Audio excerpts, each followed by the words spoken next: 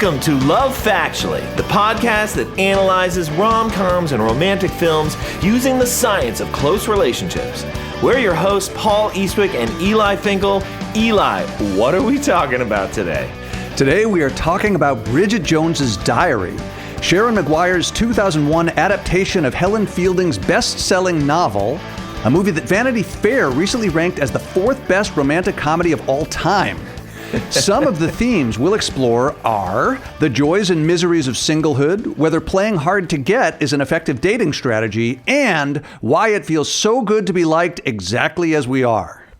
And fair warning, we'll be spoiling this movie today. So if you don't know how important it is to make sure that the Tarts and Vickers party theme is still on, or you will be very underdressed, go ahead and watch this movie and come back. Okay, Eli, tell us, who are the key characters and couples in this movie? The film explores the love triangle involving Bridget Jones, Daniel Cleaver, and Mark Darcy. Bridget, played by Renee Zellweger in an Oscar-nominated performance, is a publicist for a publishing company. She's in her 30s, gaffe-prone, and chagrined that she's still single. She's also kind, plucky, and absolutely lovable.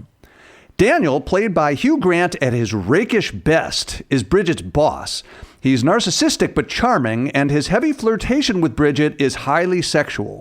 He freely discloses malicious gossip about Mark, but neglects to mention that he's nearly engaged to his girlfriend. Mark, played by Colin Firth and not coincidentally bearing the name Mr. Darcy, is an accomplished human rights lawyer. He's aloof and judgmental, but also principled and loyal. To connect with Bridget, he'll need to overcome his pride, and she'll need to overcome her prejudice. So, Paul, those are the chess pieces. Are you ready to give us 1 minute on how the film moves them across the board? Okay, count me down. All right. On your mark, get set, go. 32-year-old Bridget Jones attends an awkward New Year's Day party where her mother attempts to set her up with lawyer Mark Darcy, but they do not take a liking to each other. She has an epiphany and makes a series of resolutions, including finding a nice, sensible boyfriend. Enter Daniel Cleaver, her boss, a notorious office scoundrel who sends Bridget a flirtatious email, and the two end up sort of dating. They go on holiday, but Daniel abruptly heads back to the city, leaving Bridget behind to attend the very awkward Tarts and Vickers party.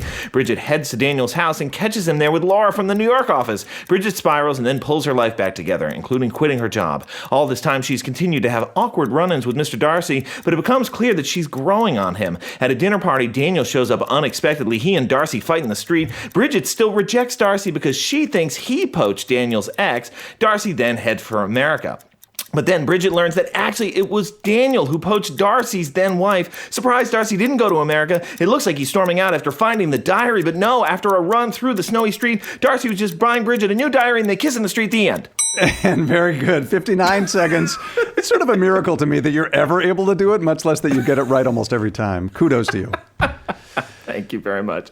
So what is your relationship to this movie? You know, one thing I find fun, I show this movie in my class. I don't show the whole movie. I show a clip from this movie in my class. I think you might as well. It's a really good illustration of part of the attachment dissolution sequence. So when we have breakup, according to attachment theory, there's a first stage that's involving protest where you're basically like in vigilant denial about the breakup. And then a second stage that's about despair. You feel this dejection, apathy, something like depression. But then there's this third stage called emotional detachment. Right. And this is where you kind of start getting over the person and working toward a new normal. And there's a terrific scene in the movie where we see her start to overcome the heartache that came from discovering that Daniel is awful and not worth trying to be with. At times like this, continuing with one's life seems impossible, and eating the entire contents of one's fridge seems inevitable. I have two choices: to give up and accept permanent state of spinsterhood and eventual eating by dogs, or not. And this time I choose not. I will not be defeated by a bad man and an American stick insect. Instead, I choose vodka and Chaka Khan. The reason why I found this fun is there's a part of this scene where she throws away several books into a garbage can, and then she puts several other books on her shelf. And I've never been able to read in real time what those books are. And so it's like how to get the man that you want. Why men are terrible. Something like that. I knew the gist of it. But anyway, the names of the 3 books that she throws very quickly in the garbage, I know this because I went frame by frame, are What Men Want, How Men Think, and How to Make Men Want What They Don't Think They Want. And then the books that she puts on her shelf, the new ones as she's recovering, are How to Get What You Want and Want What You Have, Life Without Men, and Women Who Love Men Are Mad. And this is, of course, mad in the British sense of total lunatics. But I enjoyed it. This is my relationship with the movie. I've had it for a long time. Talk to me, man. How about yourself? It's so funny. I had not watched this in a while, and I had definitely encoded this as a Christmas movie. Oh, funny. And really, it was mainly the reindeer sweater that he wears at the beginning. The reindeer sweater, yes. That had encoded it. Now, it does kind of, it certainly ends on a Christmas. This Christmas tree, I'm going to count it as a Christmas movie. I think it's close enough. But I'd also encoded it as Pride and Prejudice. And when I sat down to watch it with Allison just the other day, I said, are we, this is just before we started, and I said, are we sure this is Pride and Prejudice? Is it just because there's a love triangle? And she said, no, it's Pride and Prejudice because there's a Colin Firth. There's a Colin Firth, that's how you know the 1995 a movie is Pride and Prejudice. Either a love triangle or a Colin Firth, and this movie has Ergo, you're right. That is a sufficient criterion for knowing that it is, in fact, Pride and Prejudice. I agree. That is right. So let's talk about what this movie gets right about the nature of close relationships. Hit me.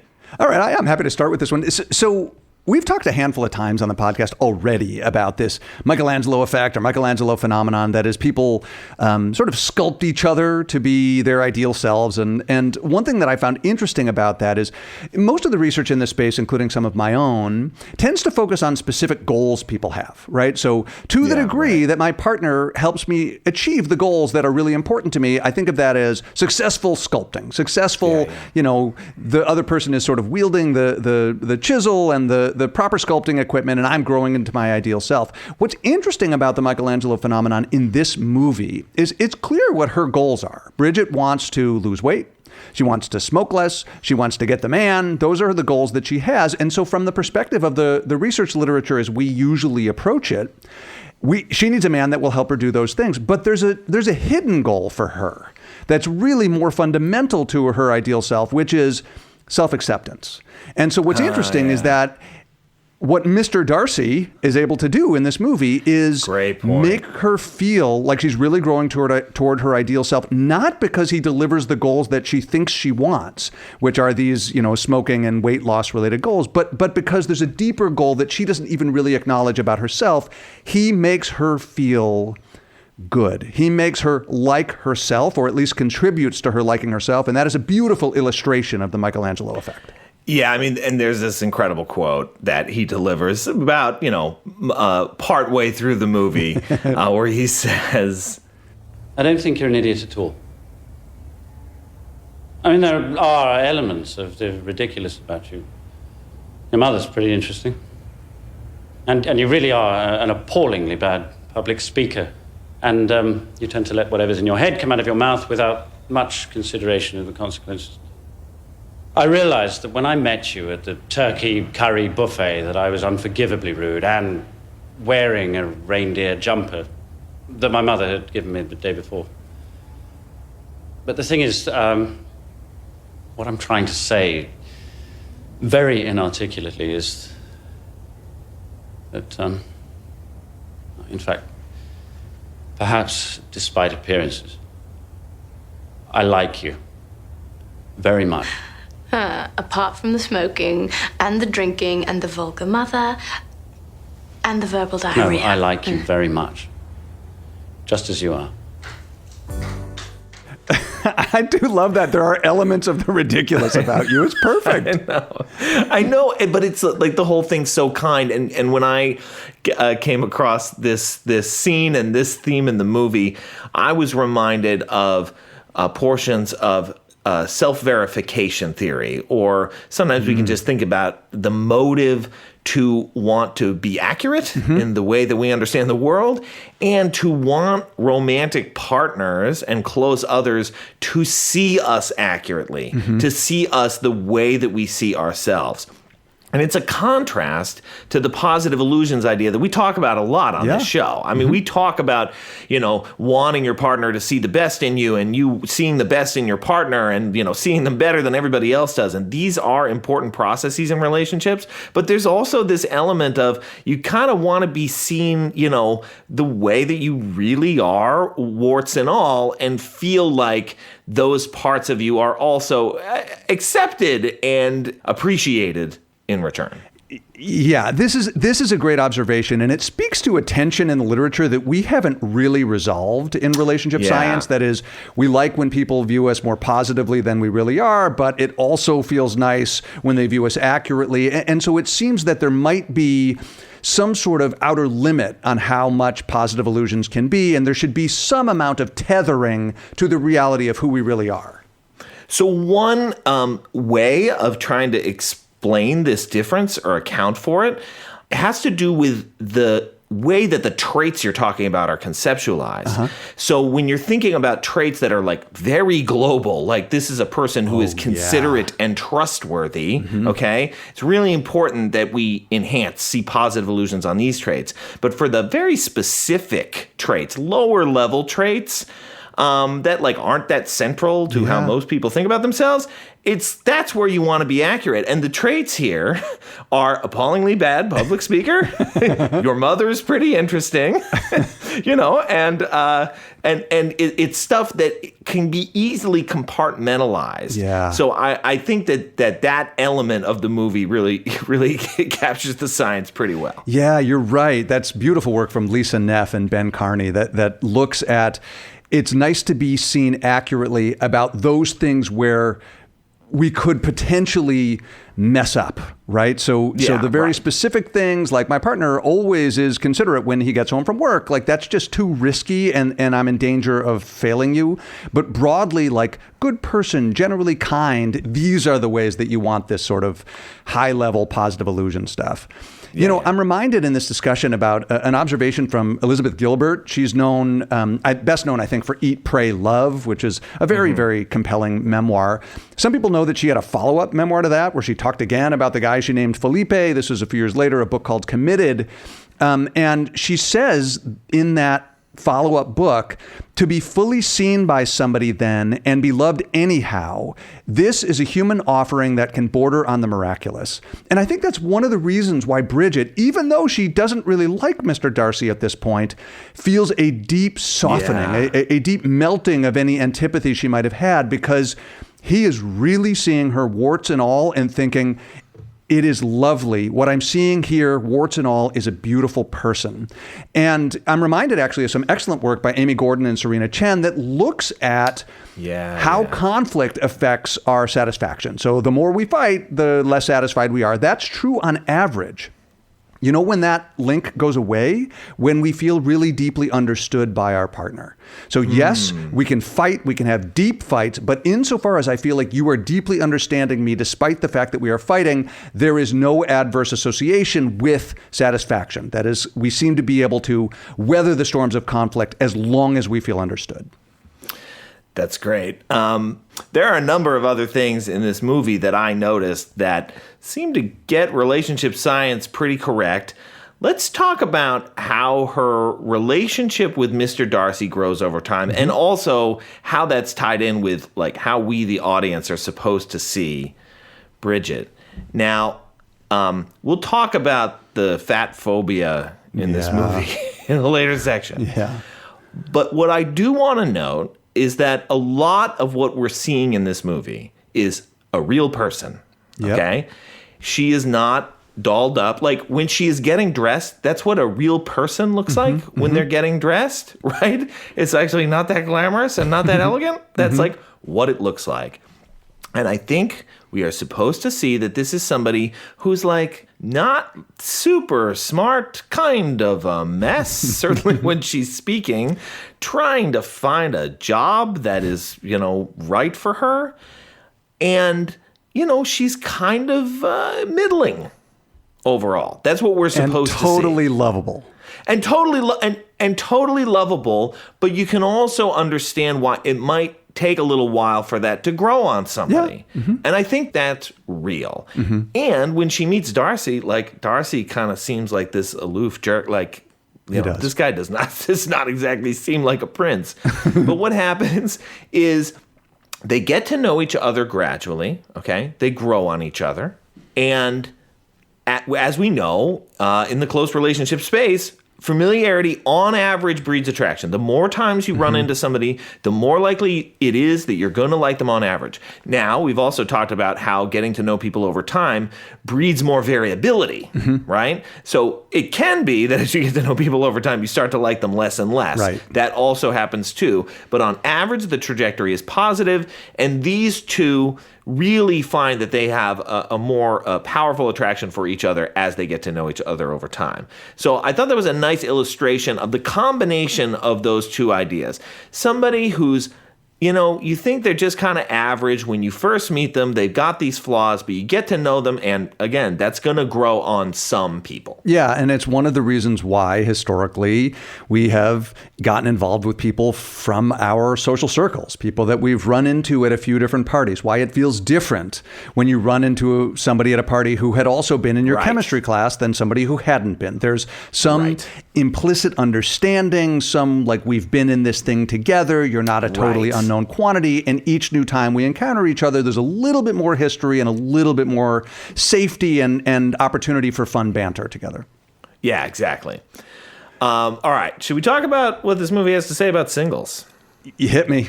Yeah, it's it's an interesting, potentially disturbing message for singles. What do you have? Yes. So this is really what it feels like to be somebody who is single and sad about it. Yes. Okay.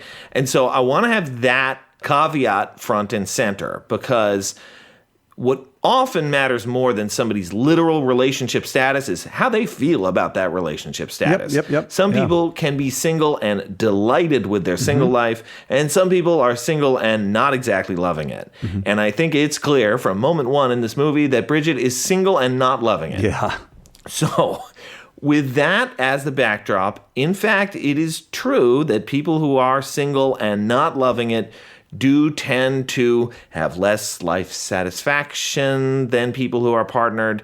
They tend to be more depressed on average. But again, that satisfaction with your singlehood status is a pretty important component here, as are things like, you know, from Stephanie Spielman's work, you know, there are some people who are very afraid of being single, right? So that will also be a really negative experience for those people too. So there are all of these different ways of thinking about your singlehood, and Bridget comes into this film really kind of in the worst spot imaginable on that front. Yeah, that's such an important observation, and one thing I've really enjoyed about the last few years is witnessing the growth of what we might think of as singles studies. That is, really taking seriously the experiences of the romantically unattached. And some of this work, interestingly, is being done by relationship scientists. Yeah. And I think one of the important messages of that literature is that single people aren't defined by their singleness. And that's something that the broader community, and honestly, I think relationship science has been guilty of some of this too. But we really witness this in the movie, where Bridget is, in most of her social contexts, reduced to her single status. And that is just not what it feels like to be a single person. Right. So I think, and that's another thing I think the movie's getting, is it's showing us the prejudice that she experiences as a single person throughout this movie. And in some ways, this was like when this subfield got launched like 20 years ago, it was really Bella DePaulo making this point, and this point most clearly of all. And again, that's kind of independent of questions like, you know, am I less happy because I'm single? Again, on average, people are, and it's a pretty good size effect.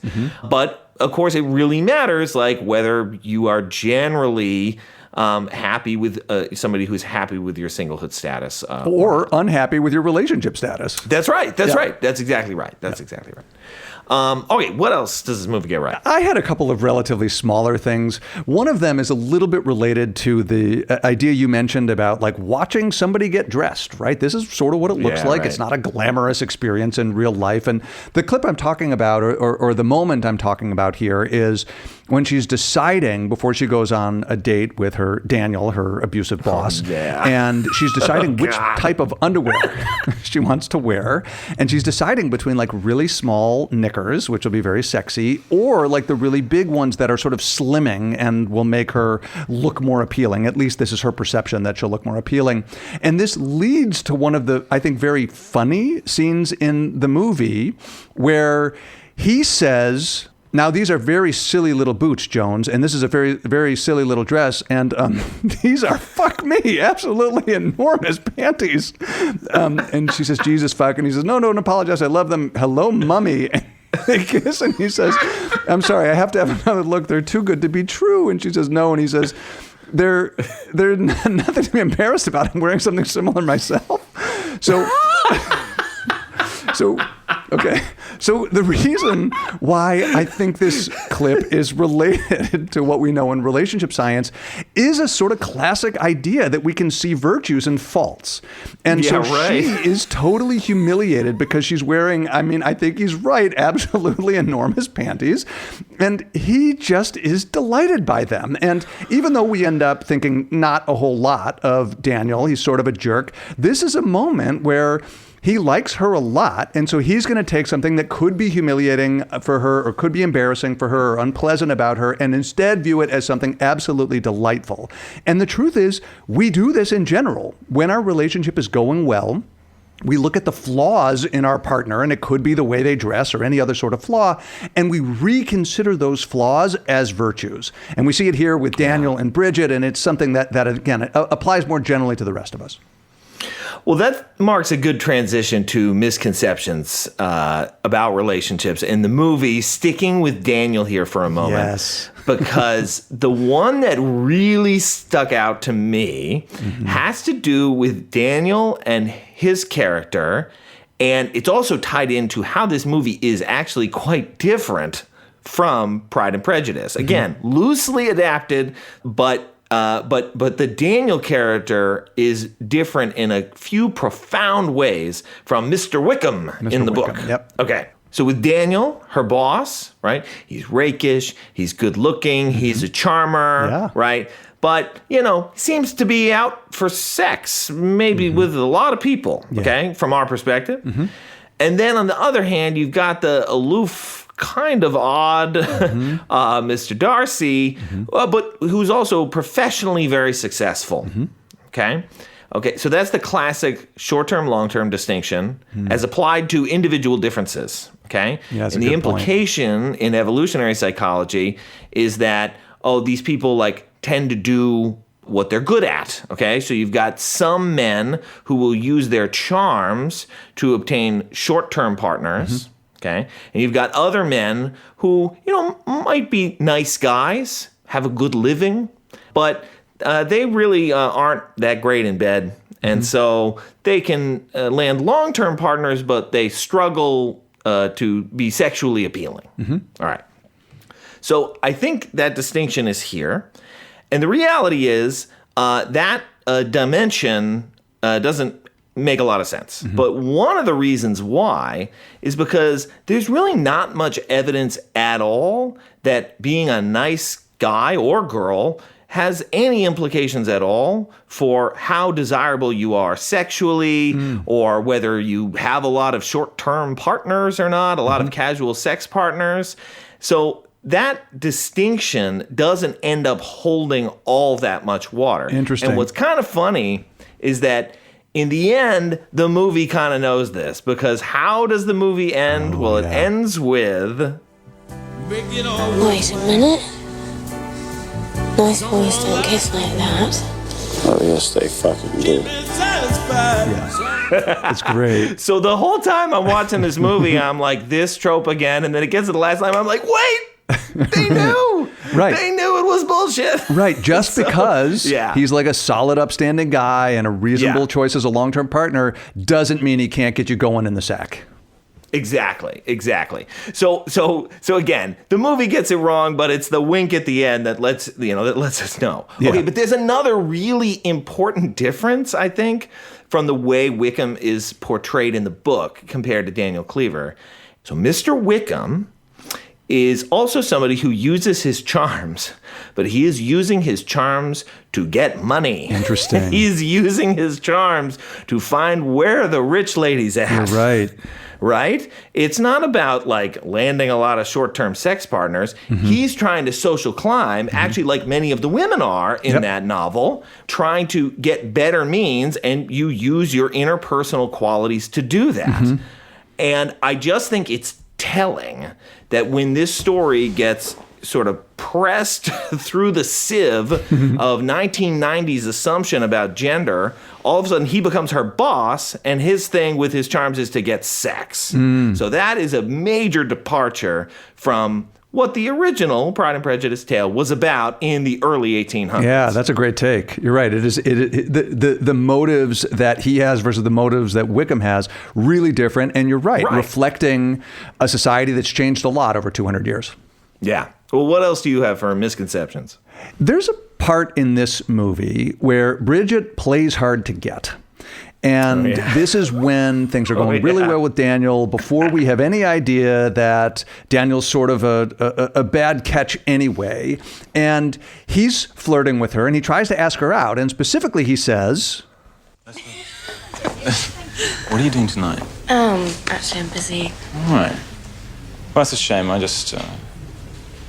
thought it might be a charitable thing to take your skirt out for dinner and try and fatten it up a bit. Maybe you could come too.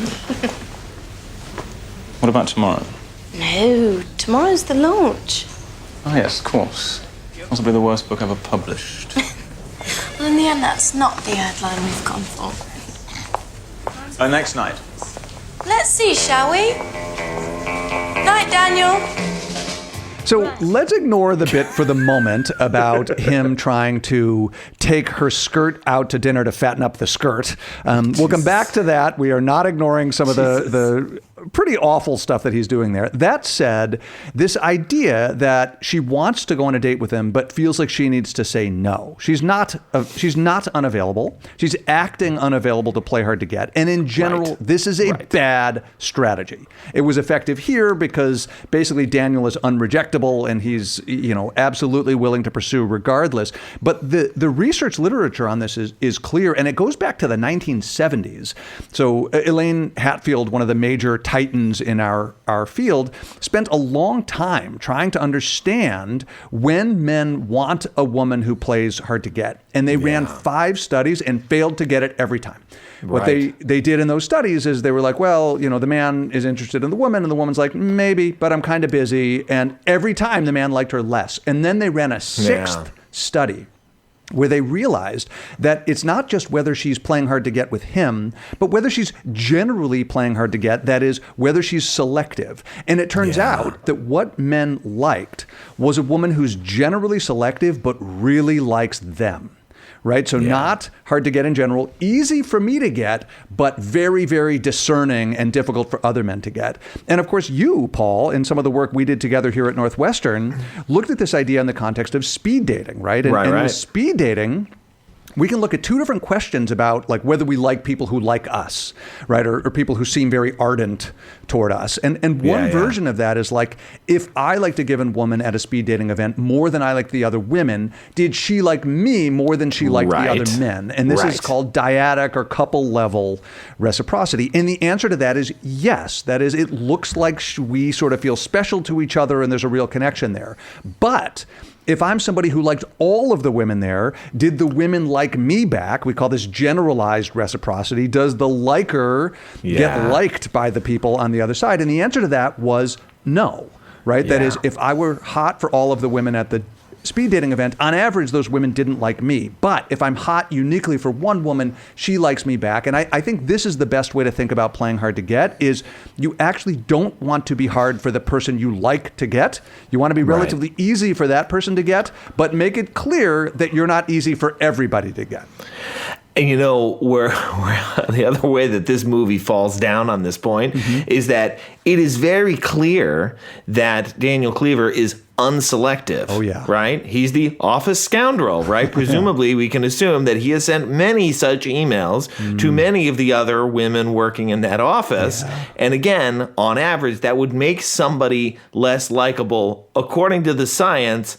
And maybe that's also a transition into, are we okay with this? Because I gasped a few times. There's a lot to talk about in this topic. Oh my God. Yeah. I was shocked. So, we got some real homophobic slurs in here. No. That did not age well. The casual racism played for laughs also aged pretty badly. We talked a little about the singleism that was in here, and the fat phobia. Again, I'm actually not gonna blame the way that she is filmed. I actually think that's that makes us see her as a real person. But there is a lot of like, gotta lose 10 pounds kind of stuff. But I was stunned about some of these components, what had transpired just in the last, it's only been like a few years, but yeah, how did you react?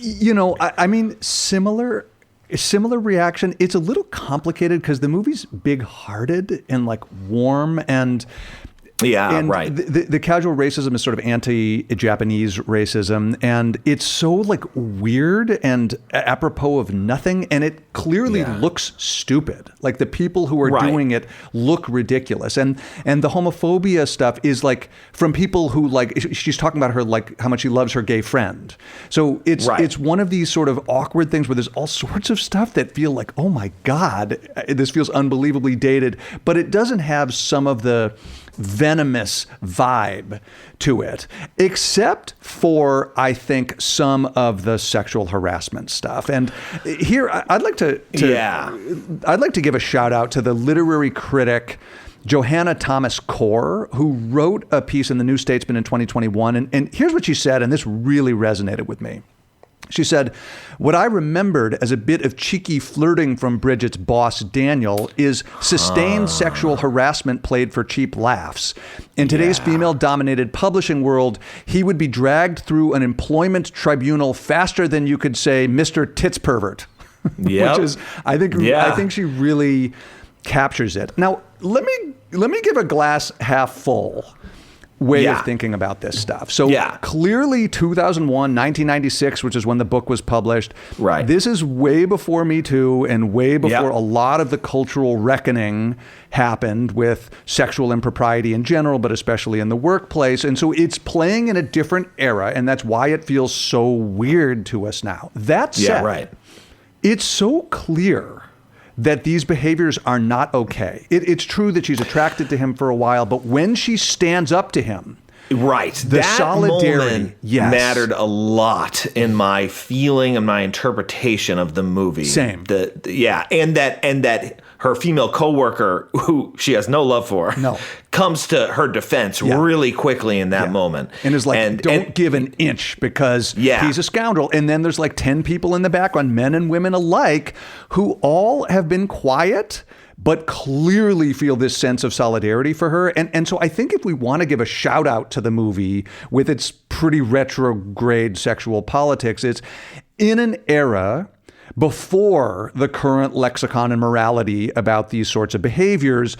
Was there a way of calling these things out in a way that is not the whole point of the movie? It's almost played for jokes, but nobody in that movie, and I don't think anybody watching that movie, thinks this stuff is okay. And in that sense, this may have been an interesting transitional period of time when people were starting to appreciate the unacceptability of this stuff. And from that point of view, this book and this movie may have been an important pathway, an important way station on the way to a more progressive sexual politics. Yeah, so, I struggled with this a lot too, and especially in the moments in the movie where you are watching Daniel Cleaver successfully attract Bridget and start that relationship, I was extraordinarily uncomfortable. And it really turns on that moment where the movie is making it clear, like, yeah, just because she was into this a little while ago, this is still fraught. This is still troubling that bosses can do these kind of things. Now, this is not the first major comedy about sexual harassment in the workplace. That nod probably goes to 9 to 5, at least within the modern era. So that's 1980, right? But but that boss is just horrible. There's no attraction to this guy, right? So this one is taking it a step further and saying, like, well, she was attracted to him. Okay, and then they broke up, and now look at the power dynamic. Yeah. She has to quit her job. Yeah, he can retaliate against her. Right. So again, if you think about it in that sequence, you can argue, I think, like what you're saying, that this is pushing us to understand in a little bit more depth, like, just because she wanted it at one point doesn't make this okay. Yeah. Yep. All right, so relationship quotes that we haven't hit. I really just have one that we haven't touched on already, and it's the Bridget mirror image of the Darcy speech, and she says, You once said that you like me just as I am, and I just wanted to say likewise. I mean, you were stupid things your mum buys you. Tonight's another classic. You're haughty and you always say the wrong thing in every situation. And I seriously believe that you should rethink the length of your sideburns. You're a nice man, and I like you. If you wanted to pop by sometime, that might be nice. More than nice. Right. Crikey. And I like this, the length of your sideburns. I love that. And again, it's that self-verification idea. But now there's something also cool that they're like building this shared reality of being able to rib each other on small things that don't actually matter all that much. So there's a lot of honesty there. So I appreciated that. I love it. Yeah. Look, we've hit the biggies. There's a lot of great lines in here. I think we've hit them. If I had a short one to offer here, it would just be Bridget saying, this is an occasion for genuinely tiny knickers. This is where she's returning to her endless conundrum of which sorts of undergarments would be ideal. And she has identified that this is a man who seems to like her exactly how she is. And she is going to go for the sexy look without trying to wear some sort of body slimming underpants that would help her. There you go. Yeah. There you go. So what do we wish we knew about close relationships or attraction? One of the things that I find sort of complicated, both from the perspective of relationship science, but also from the perspective of our culture, is when is sexual banter fun versus gross? So this is a movie that has a lot of sexual banter that both parties are really enjoying. Right. And it's clear that this is something that is very fun. And in fact, I'd go further and say, like, one of the peak fun experiences is like sexually flirtatious banter, especially in the early stages when you're figuring out if there's mutual attraction here. But there's also no doubt that some of the like most skeevy moments that people experience, I think disproportionately women, are also linked to this sort of sexual banter. And I just don't think we know, other than the obvious of like when you're kind of into the person, you like it, and when you're not really into the person, you don't like it. But more generally, when and how can people engage in this sort of sexy banter and have it be fun and really minimize the likelihood that it's going to be experienced as gross? That's interesting, and I think part of the issue is that, again, when researchers are typically studying attraction, it hasn't like gotten to this level yet. Like, we don't know what's happening in the moments that two people are figuring out, like, oh, like, you are really into me. Like, you might want to hook up with me, and I'm really, like, we aren't capturing those moments at all. Like, I'm willing to bet that if people were doing, banter like this in our studies, that somebody, again, probably the woman in that heterosexual interaction is going to be very put off by it. it. You're But right. again, when people are into each other and it's escalating and it's mutual, that isn't something that we really can look at that's well. right. We have talked about this, that basically our field does a good job of recruiting strangers and looking at initial attraction in the opening minutes. And it does a good job of recruiting people who are in relationships long enough to sign up for a relationship study. What has been a lot harder for us is figuring out what happens somewhere in between the first 5 minutes and whatever it is, a year or so before you're willing to do that. And I agree with you that a lot of this, possibly risky, sexy banter is happening in that window that we just are not covering in our work. Yeah. So one part of this movie that I almost put it in the gets wrong category, and then I was like, but man, do we really know?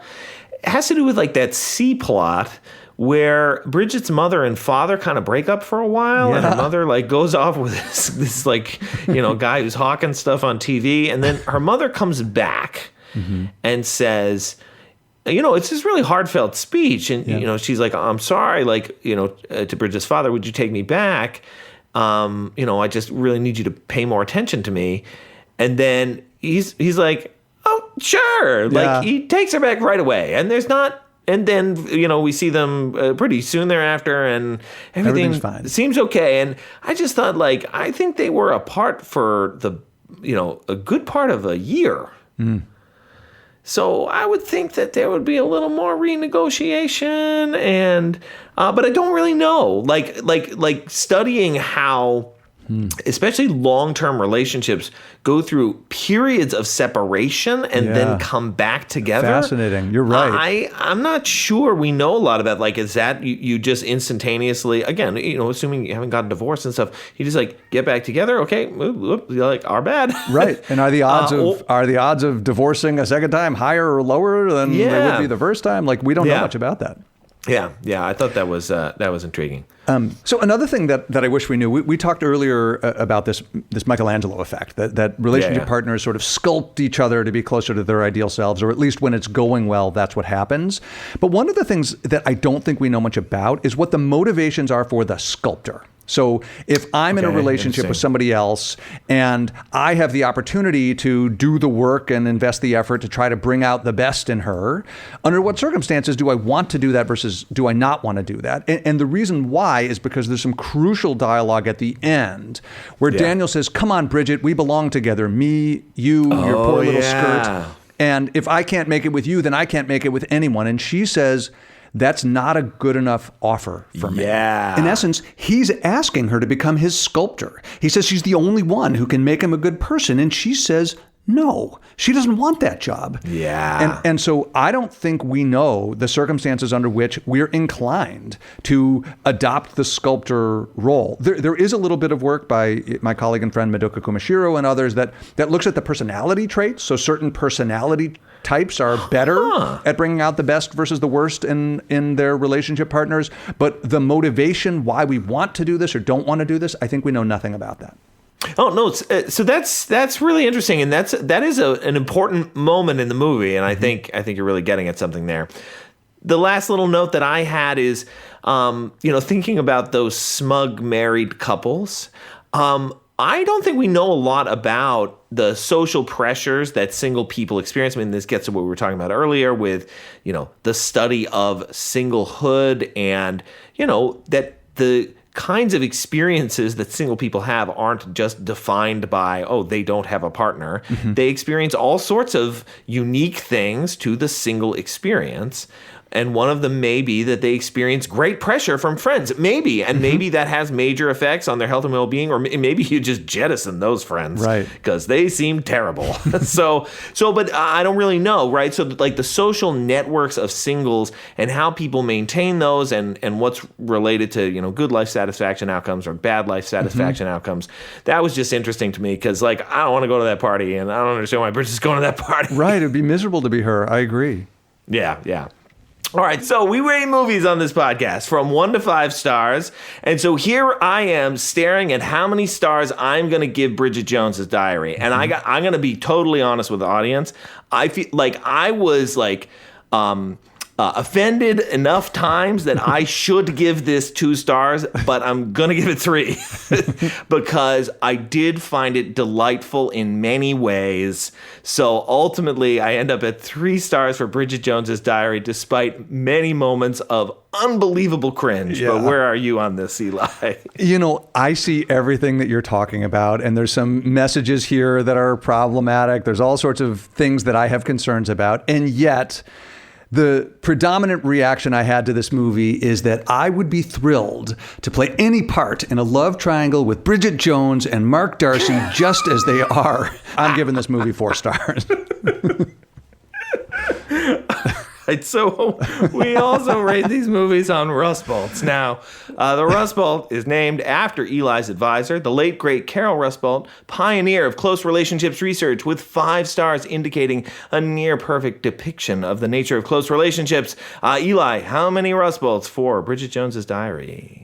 I mean, lots of great, lots of bad. I mean, I gave it 3 Rust Bolts. The fact is, the rom-com tropes are sometimes adorable, but as we've discussed, nobody should interpret them as best practice. So somewhere in the middle, 3 Rust Bolts for me. Yep. And that's exactly where I landed too. 3 Rust Bolts. Right. A few things in here are pretty good and unique to this movie. I mean, again, the way it's depicting singledom, like, kind of is making some important points here, but let's also be clear, there's nothing in here that I think is remotely insightful about ongoing long-term relationships at all. You're right. Right, it's just totally absent. It's So, not there. 3 Rust Bolts from me. That is our show for today. So, this is the Love Factually podcast. I have been here with Eli Finkel, and Eli, I look forward to doing this with you again next time. I'm looking forward to that too.